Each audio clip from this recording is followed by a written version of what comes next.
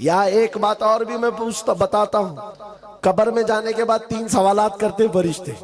सबको पता है ना, सबको पता है वो सवालात, सबको मालूम है।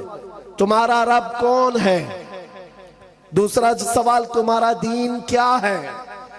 फिर से मैं पूछता हूं आपको, लफ्ज पर तवज्जो।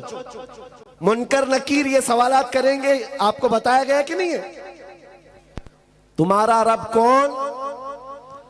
जवाब तो देंगे। तुम्हारा रब कौन? आगे का लफ्ज मैं छोड़ रहा हूं सवाल में। तुम्हारा रब कौन? नहीं, मैं जवाब नहीं पूछ रहा आपसे, सवाल ही पूरा कंप्लीट करो सवाल को। सवाल क्या है? इसी में तो अहमियत है, पूरा मसला इसी का है। तुम्हारा रब कौन है या था? फरिश्ते क्या पूछेंगे? तुम्हारा रब कौन? ये कब्र में पूछ रहे हैं। अभी कौन है बता, तुम्हारा रब कौन है? फिर दूसरा सवाल भी क्या है? तेरा दीन क्या?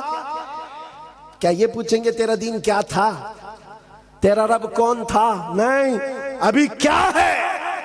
तेरा रब कौन है? तेरा दीन क्या है? लेकिन तीसरा सवाल आओ, हुजूर की तरफ दिखाकर ये नहीं पूछते इनके बारे में अब क्या कहते हो।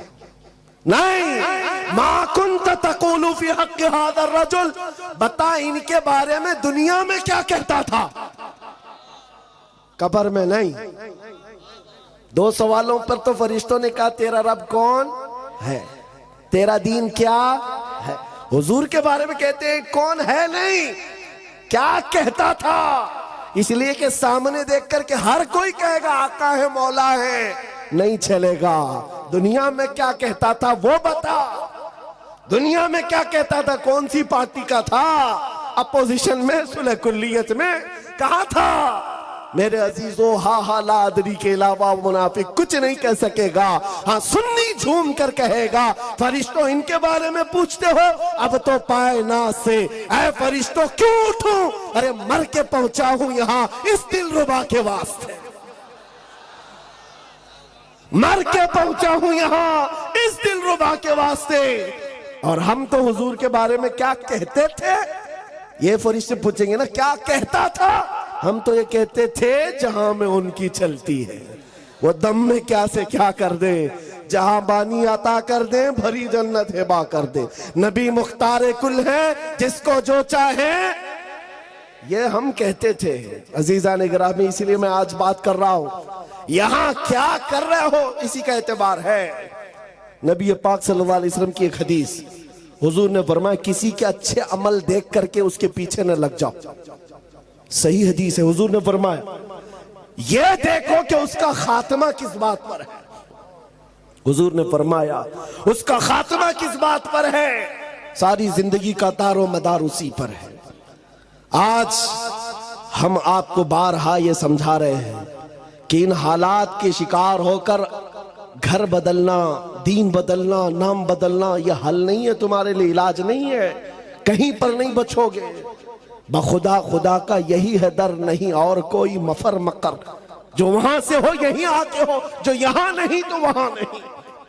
आखिरी बात सुनो, हदीस पाक से ही मैं खत्म करता हूं। 2 सहाबा की दोस्ती तुम्हारे सामने रखता हूं। दोस्त भी कैसे थे? साद इब्न अबी वक्कास, अब्दुल्ला बिन जहश, जिनको कहते हैं ना हमारे यहाँ बहुत करीबी जिगरी दोस्त है।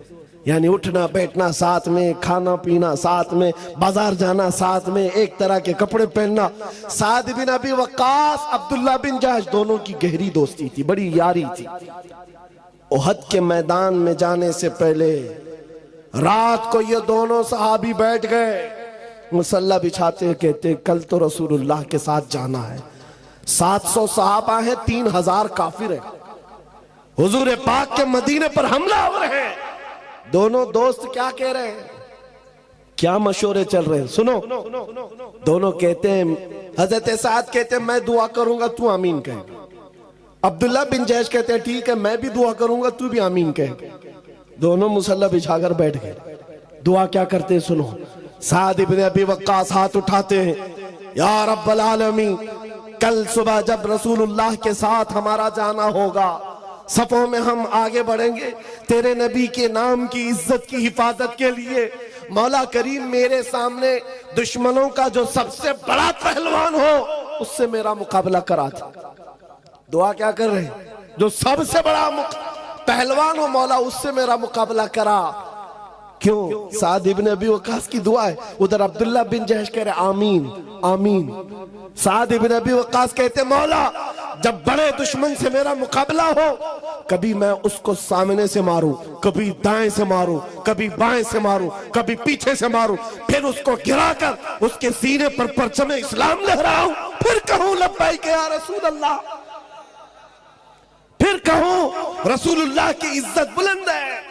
ये दुआ है, दुआ रात के वक्त। और कल मैदान जंग में जाना है, जान हथेली पर लेकर दुआ। अरे ख्वाहिश भी कैसी, अरे कोई और जंग में गए भी ना सिपाही तो छुप छुप करके जान बचाते हैं कि दुश्मनों के वार ना आए।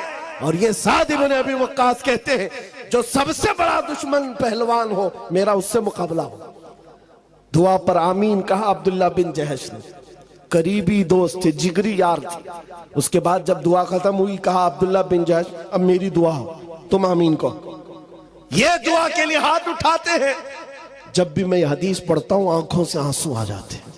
सच कहता हूं मेरे अजीज, अब्दुल्ला बिन जहश हाथ उठाकर कहते, या रब्बल आलमीन, जब ओहद के मैदान में तेरे नबी के साथ मेरा जाना हो, मैदान में सफों के अंदर में आ जाऊं, है रब्बे करीम, तेरे नबी के नाम की इज्जत की हिफाजत के लिए दुश्मनों की तरफ से तीर चले, कभी मुझे सामने से मारा जाए, कभी दाएं से मारा जाए, कभी बाएं से मारा जाए, कभी पीछे से मारा जाए, कभी मेरे जिस्म के टुकड़े टुकड़े किए जाए और हर टुकड़े से मैं कहूं अल्लाह के रसूल की इज्जत बुलंद, इस्लाम बुलंद है।